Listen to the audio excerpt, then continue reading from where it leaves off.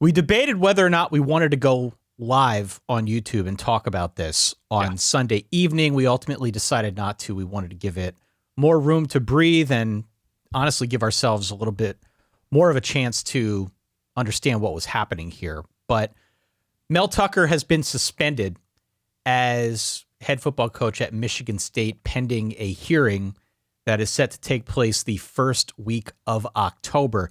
That hearing is in response to an investigation into allegations of sexual harassment filed by Brenda Tracy, who is a name that many people know. She operates a nonprofit that helps raise awareness about sexual misconduct, especially among college athletes.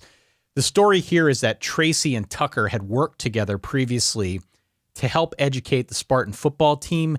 She alleges that he sent her gifts, that he asked things like if she'd date him if he weren't married, and also engaged in phone sex without her consent.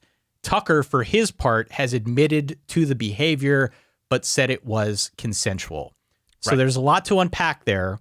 In the interim, Harlan Bennett is going to serve as the interim football coach. They brought back Mark D'Antonio to serve in an associate head coach capacity as well. Okay. Yes. We are obviously not in a position to get much more into the details with respect to the investigation. We know just as much as you do. These are allegations that deserve a full investigation. I think you and I will both acknowledge as much. Yeah. We will report those findings whenever they are fully communicated and adjudicated and put out into the public sphere. Yeah. What we know from a football standpoint, I think, is the following, Dan. First off, there is a process that Michigan State needs to follow, and they need to follow it, and I hate to go there with it, because there's a lot of money riding on this. Mel Tucker is owed in excess of $77 million. If they decide to go in a different direction with the football team, which many of us are assuming is where this eventually ends up, it is important that they follow that process. And then secondly, again, not to get too far out ahead of the story, it does seem as if this could be one of the first big openings going into the 2024 college football season. Right. And we're a college football show. We can't help but wonder at least a little bit about what that candidate slate might look like. I agree. So to back things up just a little bit, there are clauses in most, if not all, college football coaches' contracts that say it's not just, if you do something that breaks the rules, we can follow you, but also it's sort of if you do anything that does not meet the standard of a hugely public position at this university, if you bring, embarrassment, shame, disrepute to the university, that is sort of included in that clause, and that's in Mel Tucker's contract as well. And certainly with the backdrop of everything beyond this specific situation that has happened in this universe at Michigan State, the horrors of the Larry Nassar situation, there is going to be added pressure to act swiftly and appropriately as Michigan State finds out what is in this full, I think it's a Title IX report, yes, which is why when the story broke, I think there were a lot of questions like, but why now? Why is Michigan State suspending him now if they knew that this has been, this investigation has been going on for a long time? And the administrators involved mentioned that the actual correct course of action when you have this type of investigation is that you don't know the details until the investigation is wrapped up. And so the administrators alleged that they were just finding out the details as we were when this USA Today story came out. And so it seems like he's just done because best case situation, he acted inappropriately with somebody connected to the program. And so that sort of falls under that clause. But obviously, if you read the USA Today story, you can see that, she provided to the investigation a number of details and communications, texts and emails, and there are notes from her lawyer and her assistant from the time. And so it seems like there is an overwhelming chance that Michigan State will be looking for a new head coach sooner rather than later, given the circumstances of the investigation and the circumstances of being suspended without pay. Not a lot of guys come back from that. But obviously, we, along with everybody else, are going to withhold full judgment until the full investigation is completed. If we act on the assumption here for the purposes of this show that there will be an opening at Michigan State in 2024, which I think is all we really can do. given our position. That's what in it this seems. That's where it space. seems like this is going. Yeah. It seems like it is going there. You would be a fool to think otherwise. The first name that comes to mind is Pat Narduzzi, because Pat Narduzzi was a very successful assistant at Michigan State for a long time. He's been very successful at Pitt as well. The second name, one that has sort of passed its way through the college football whisper down the alley and ended up on our lap, was Jim Leonard. Mm-hmm.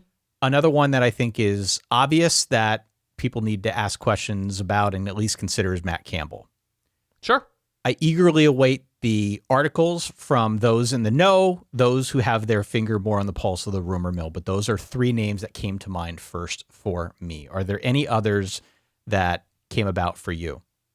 Not that I'm sourcing or anything like that, right? Yeah. I don't have any names. Like I've joked about Mike Elko and a Big Ten job, considering his time at Notre Dame and considering what he's done so far with Duke, that he's going to be a major name in the year or years to come in the coaching carousel. But no, I think those names sound appropriate in this moment. Obviously, there are a number of assistants with ties to Michigan State out throughout the college football universe and ties to the Big Ten. We remember Luke Fickell turned down that job, or the opportunity to interview for that job, just didn't feel like a fit.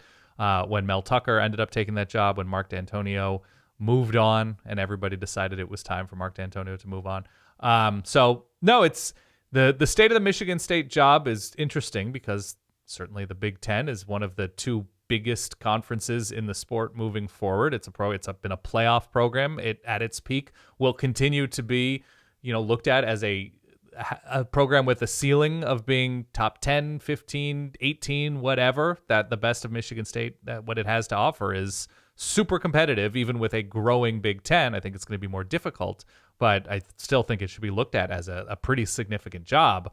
But yeah, it's now one that has more baggage than ever and more of a spotlight than ever, given the status of the Big Ten. So no, I think big names will come up for it, but it's still a step below, USC, Ohio State, Michigan, Penn State within that conference. Yeah, I mean, it's a top half of the conference job. Yeah.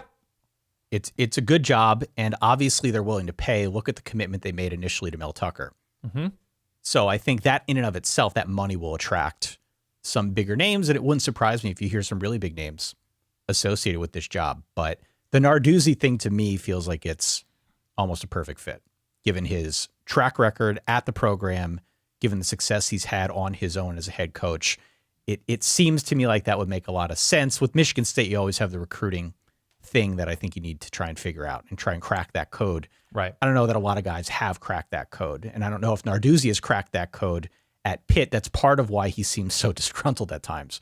But sure, he's definitely a name that I think if you're a Michigan State fan, you bring him back, you'd feel good about that. So we'll see. Yeah, and again, a lot to unpack here as we move forward, but the assumption is that at some point we're going to have this conversation. Yeah, and I don't know how much those talks happened or flirtations happened between Pat Narduzzi and Michigan State the last time it opened. Certainly he seems very happy at Pitt, but then there's the added element of the haves and have-nots of the sport at the moment, where the ACC is locked into a pseudo have-not deal with a lot of its members unhappy, whereas Michigan State's future seems pretty secure in the Big Ten financially. And so that is going to be something that is going to weigh heavily on a lot of coaches that are potentially interested in this job.